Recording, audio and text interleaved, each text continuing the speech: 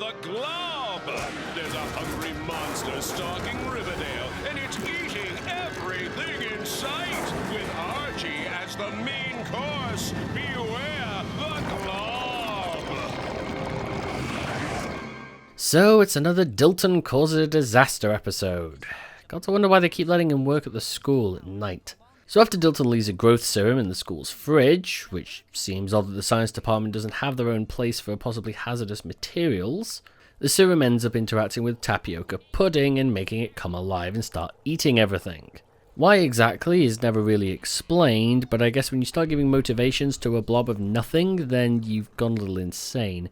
Despite the appearance of a killer blob, some people seem oddly calm, like here. And don't give me that surprised look, you two. Did you ever think that if the two of you would just stop fighting and... Miss Grundy, look out!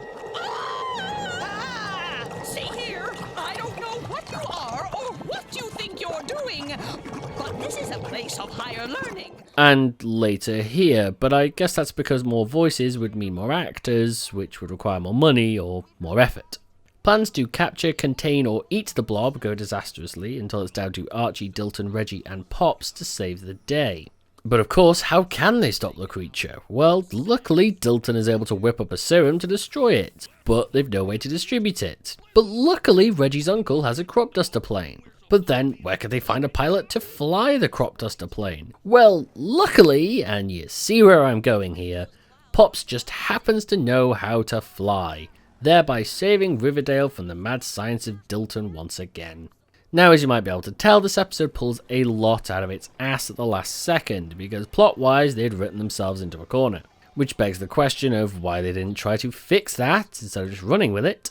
Though I'd hazard a guess at the continued lack of respect to the audience or constant lack of intelligence being put into the writing.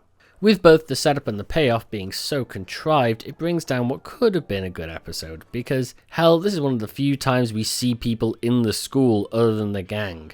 But then again, those people are just fodder for the blob whilst Reggie gets away cleanly, and since his group's plan was to throw a net onto it, I'm thinking these guys weren't the brightest anyway. Really, this episode could have been good if it wasn't so generic a plot, and didn't pull stuff from out of left field to give it a quick and speedy resolution.